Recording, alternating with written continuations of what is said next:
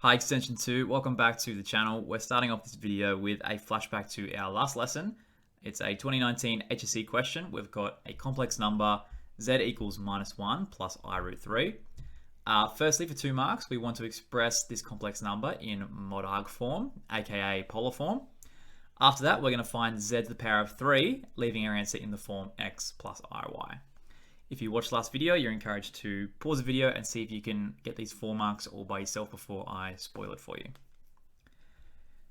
Okay, so to turn it into mod arg form, I always like to draw myself a little picture to make sure I'm getting the correct angles. So here we have -1 on the reals and root 3 on the imaginary axis.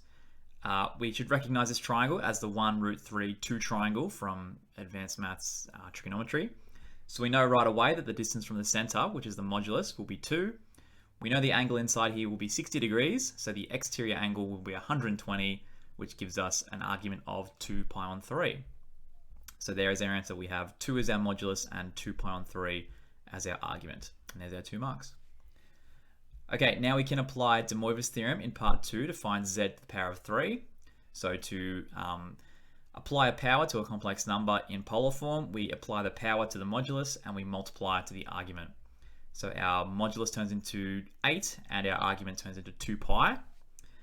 Now if we think about 2 pi in terms of rotation, we are back at 0, and keep in mind that cos of 2 pi, which is cos 360, is just equal to 1, and sine of 2 pi, or sine 360, is just equal to 0.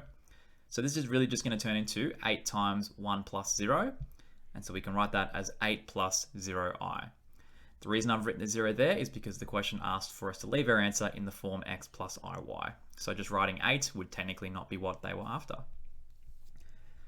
Okay, cool. Today's lesson is on quadratic equations using complex numbers. So you've been doing quadratic equations since year 10, and some equations in year 10 you were told there are no solutions, so we stop there. And in extension 2 maths we say that's not good enough, let's keep going and find those imaginary solutions. So that's part of what today is all about. Okay, to start us off, we need to have a look at some clever factorization we can do in extension 2 maths, or with the power of square root of -1. So for this first one, z squared minus 36, you should be recognizing this as a difference of 2 squares. And hopefully you've factorized a lot of these before, and you know that we can write it as z minus 6 and z plus 6. Now over on the right, we have z squared plus 36, which is not a difference of 2 squares, unless you think about it in a really clever way. A way we can rewrite this question, z squared plus 36, is we can write it as z squared take away 36i squared. So keep in mind, I squared is -1, so these are technically equivalent.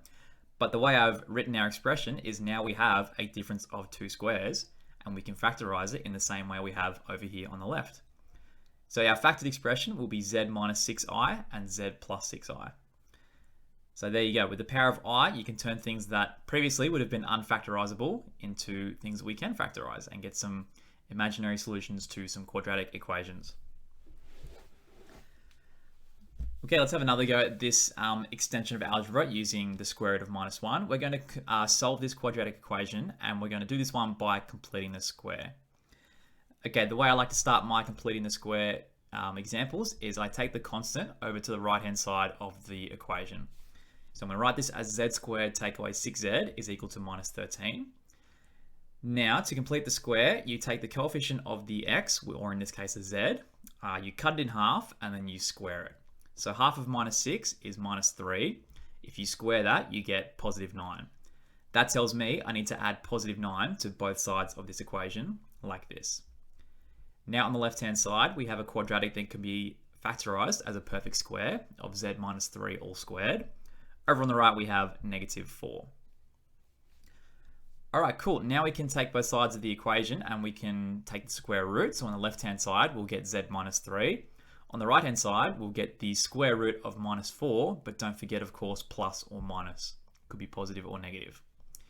Okay, now the square root of 4 is 2, so the square root of -4 is 2i. So we get z minus 3 is equal to positive or negative 2i. We add that -3 across, and we end up with our solutions as z equals 3 plus 2i, and z equals 3 minus 2i. So there we go. They are the two complex solutions to this quadratic equation.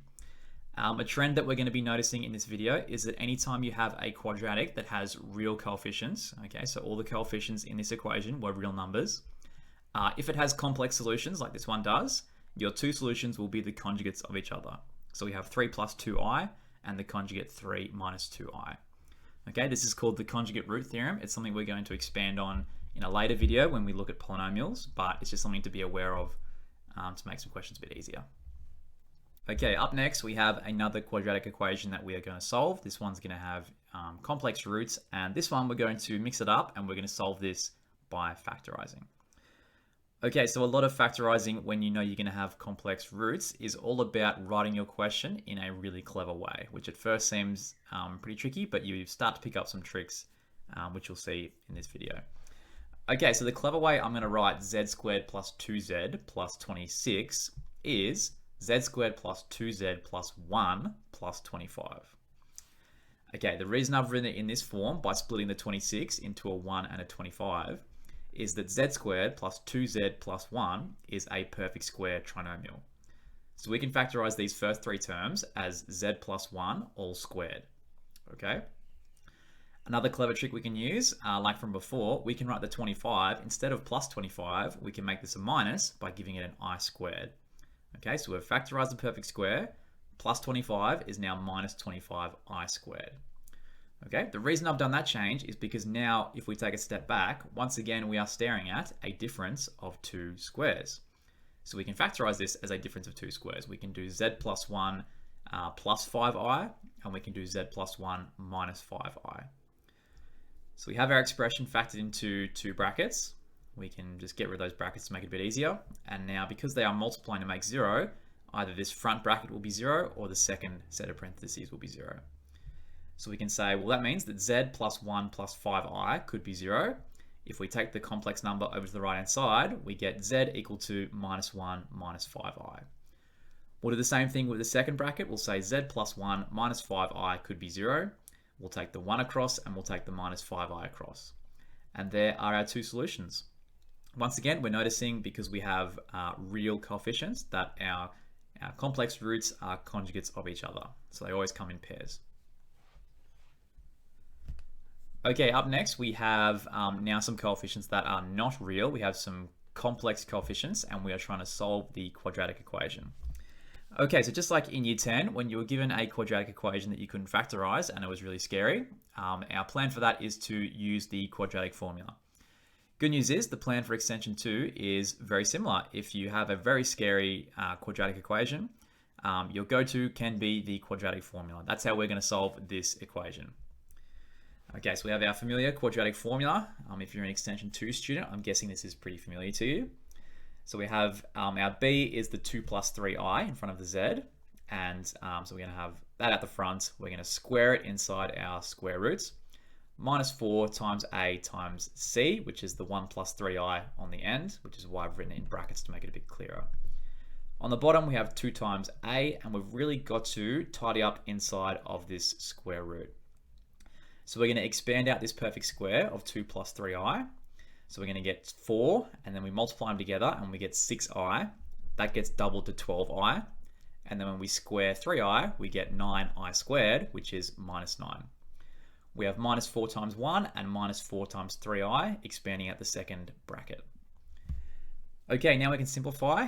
Conveniently, we have the 4 and the minus 4 cancelling out, and we have a plus 12i and a minus 12i, which are also cancelling out. So inside the square root, we are left with minus 9. Okay, of course, we know that the square root of minus 9 is going to be 3i. So we can write this as minus 2 minus 3i plus or minus 3i. Okay, this is how we're going to generate our two solutions. One of them we're going to plus 3i, and the other one we're going to subtract 3i. So if we add the 3i, we're going to have minus 3i plus 3i, which cancel out. Leaves us with minus 2 over 2, which is negative 1. For the other solution, we'll do minus 2 minus 3i minus 3i, which is going to give us negative 6i with the minus 2 on top.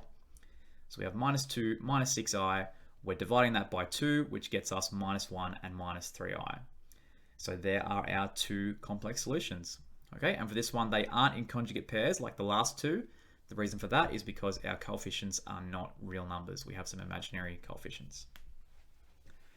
Okay, so good to know that the quadratic formula still works with complex numbers, and it's very, very useful for a few questions today. Okay, up next, we are doing a question kind of in reverse. We have find a quadratic equation in which one of the roots is -2 plus I. Write your answer in the form az squared plus bz plus c equals 0. I forgot to mention with this question that a, b, and c need to be real numbers, so just keep that in mind. Okay, so as I said previously, when your coefficients a, b, and c are real numbers, some information we have about the roots of the quadratic equation is that, like I said, they're going to be in conjugate pairs.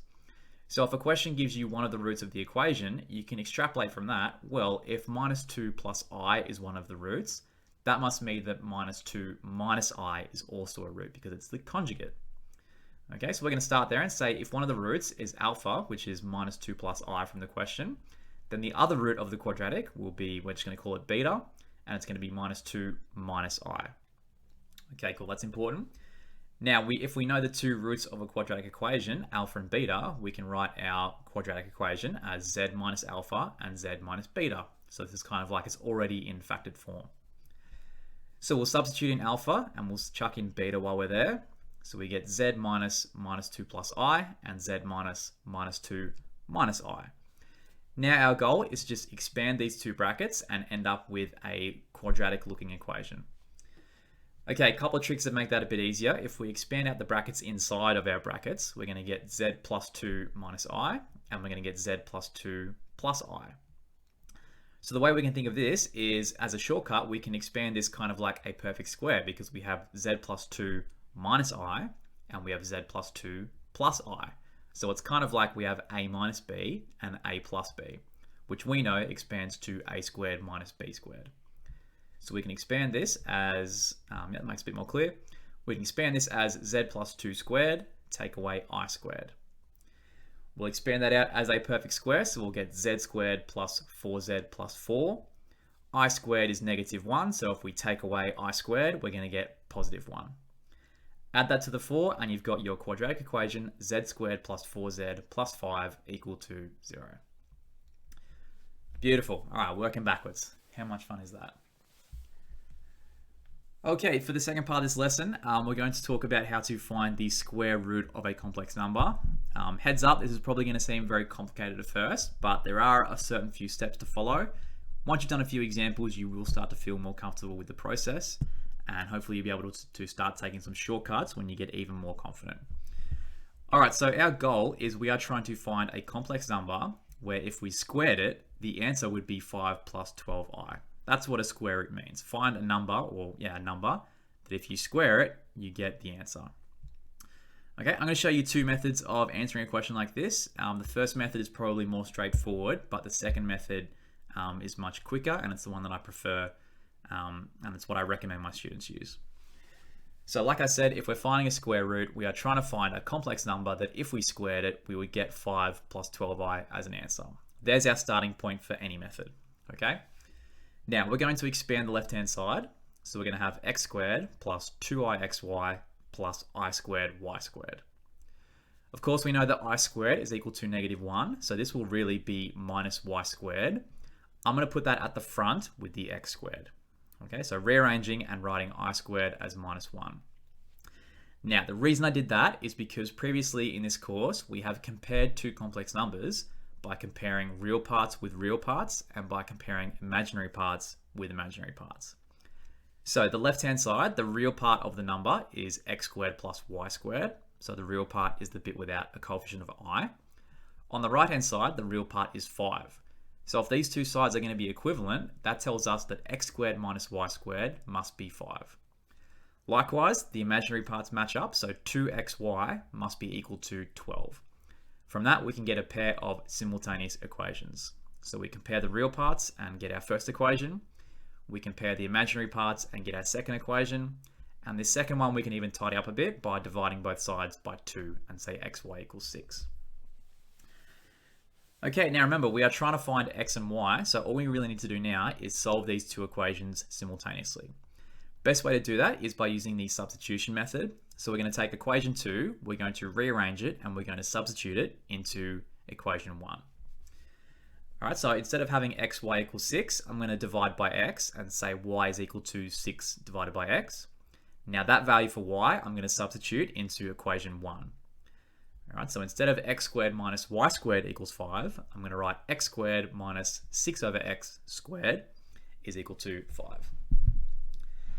Okay, this is going to turn into 36 on the top and x squared on the bottom.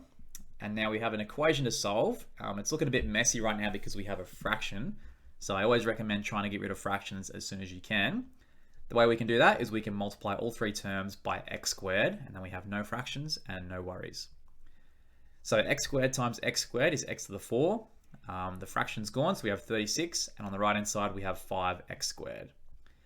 We'll bring this all over to one side, so we have a quadratic we can solve, except instead of x and x squared, we have x squared and x to the 4, but it's still the same process.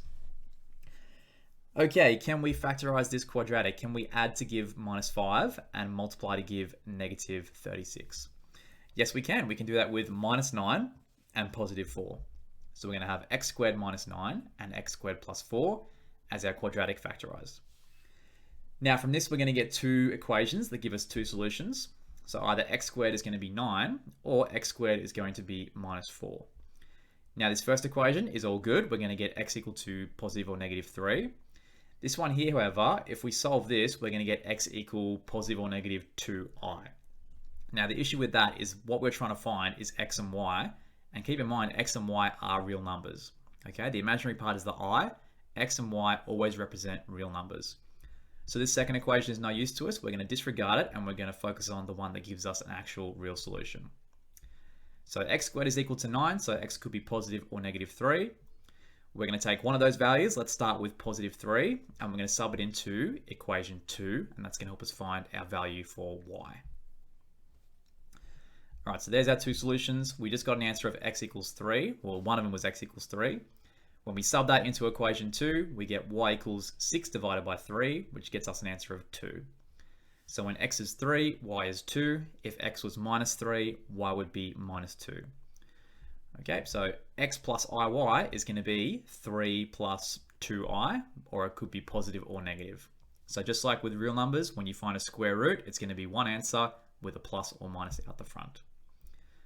So there is our answer, 3 plus 2i, but plus or minus are our two square roots of the complex number 5 plus 12i. Okay, like I said, a fair few steps in that. I'm going to show you another method that I prefer, and hopefully you prefer it as well, because once you get comfortable, it does make these questions a lot more streamlined, and it makes the algebra a lot more friendly. Let's have a look at method 2. Once again, we're starting off with the same point. We're starting off with an x plus iy, that if we squared it, our answer would be 5 plus 12i. Once again, we expand the left-hand side, and I'm going to cut to the chase. This first step is the same as method 1, so you can just rewatch that if you need to. We're going to end up with x squared minus y squared equals 5 again. We're going to end up with 2xy equals 12 again, which we can write as, again, later on, we'll write that as xy equals 6. All right, now there is a really clever way you can get a third equation to work with that is going to make this whole system of equations much simpler to solve. What we're going to do now is we're going to go back to the start. We're going to take this equation and we're going to actually take the modulus of both sides. So left-hand side, we have modulus of x plus iy squared. Right-hand side, we have modulus of 5 plus 12i. Now on the left-hand side, the cool thing about the modulus and the squared is that it doesn't matter what order you do those two operations in. So we can switch this out and instead do the modulus squared rather than squaring the modulus, okay? On the right-hand side, the modulus of 5 plus 12i is applying Pythagoras, which means we're doing 5 squared plus 12 squared, and we're going to take the square root of that answer. Okay, over on the left, the modulus of x plus iy, again, if we express this using Pythagorean identity, we can write this as the square root of x squared plus y squared. Okay, essentially the same thing as what we did over on the right. Now the cool thing about the left-hand side is we have a square root and we have a squared, which are inverse operations, and they cancel each other out, leaving us with x squared plus y squared. Okay, so the modulus and the squared are going to cancel out, or the square root and the squared are going to cancel out. Over on the right hand side, we have the square root of 169, which is going to be equal to 13. So we end up with a third equation, which is x squared plus y squared equals 13. Now let's reflect on that. Why is that such good news? Well, remember we're trying to find x and y, and we already have two equations. So what is good about pairing equation 1 with equation 3? Well, they look very similar. They both have an x squared and they have a y squared. However, one is negative. The really good thing about these two equations is that if we solve them simultaneously by adding them to each other using the elimination method, the y squared and the negative y squared are going to cancel out. Okay, so the reason I showed you this method is because we get a third equation that pairs really well with equation 1 and makes the solving process way more simple.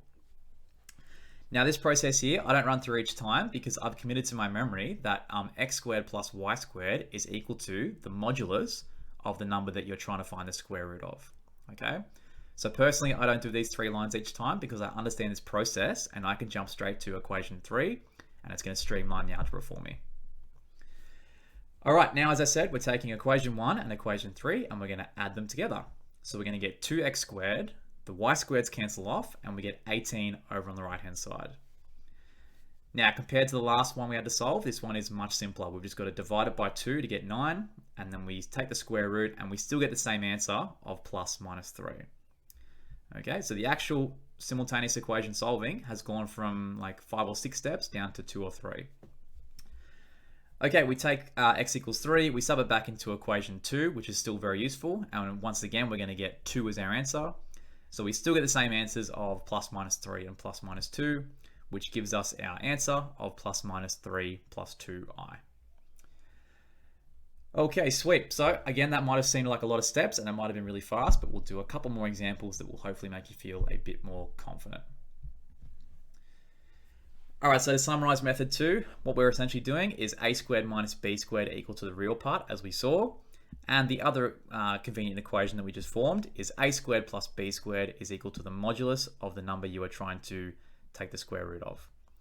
The other equation 2ab equal to y is still very useful because this is the one that we use to solve for y once we've figured out x. Okay, so we are going to use all 3. Yeah, let's have a go on an example. I should also mention that if you are a massive fan of shortcuts, Howard Mathematics mentions this formula, which is essentially a shortcut of the already shortcut. So if you are a massive fan of just memorizing formulas, these are going to get you your a and b as your 2 parts of your square roots in a very direct method. I've never used these shortcuts and I've never taught them, but I just thought I'd make sure you're aware of them because they could be really useful if you, like I said, just like to memorize formulas to get answers very quickly. Okay, here's our example. We're going to find the square roots of 3 plus 4i, and then hopefully that's going to help us solve this quadratic equation in part B. All right, let's dive in. So first things first, we are trying to find a complex number, x plus iy, that if we squared it, the answer would be 3 plus 4i.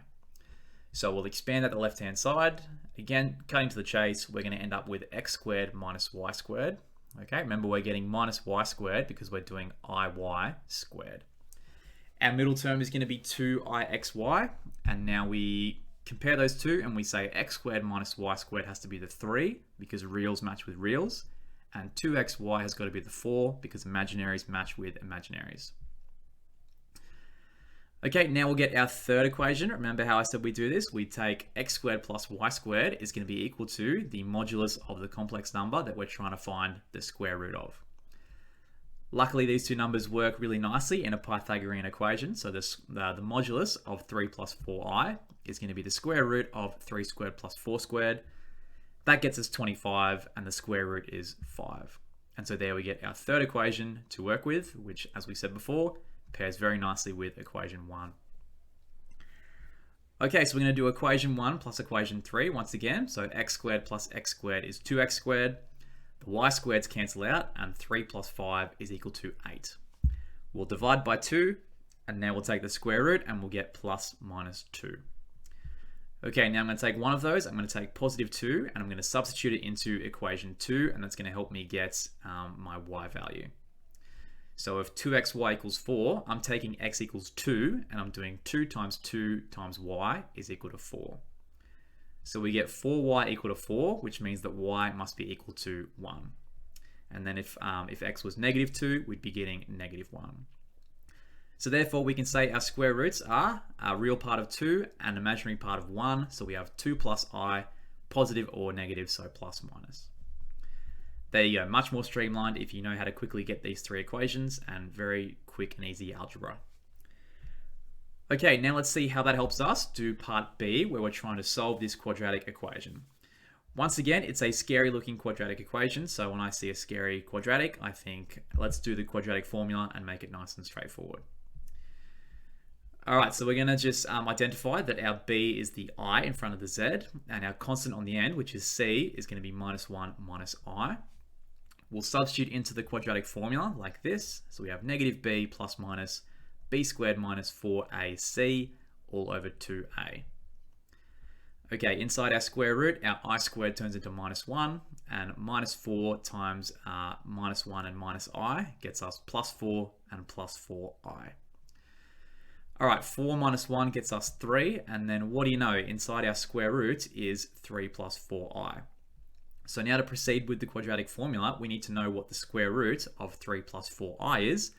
Luckily, we already found that in part A. The square root of 3 plus 4i is 2 plus I. So we'll substitute that into our formula. So we have minus I plus or minus 2 plus I divided by 2. Now we'll get our two solutions, one by doing plus, one by doing minus. So when we use the plus, we get minus I plus 2 plus I. The i's cancel out, and then 2 divided by 2 is equal to 1.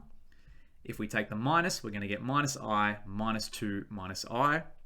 So we're going to get minus 2i minus 2 on the top, divided by 2, and you end up with minus 1 minus I. So there you go. Question was nicely constructed so that we found the square roots, and hopefully that helped us recognize that in part B, you can use the square roots in your quadratic formula. So yeah, pretty typical assessment style question, and worth a few marks because there's a fair bit of work, probably be about 3 or 4 marks typically. Okay, let's finish off with a couple of HSC questions. This one is from the 2013 paper. It was a band 3, and it's factorize z squared plus 4iz plus 5. If you're feeling confident with the question shown in this video, by all means, pause and have a go yourself. But if you're not feeling confident yet, that's what I'm here for. Okay, I'm going to show you 2 ways of getting full marks in this question. There are more ways, but I'm going to show you the 2 that make most sense to me.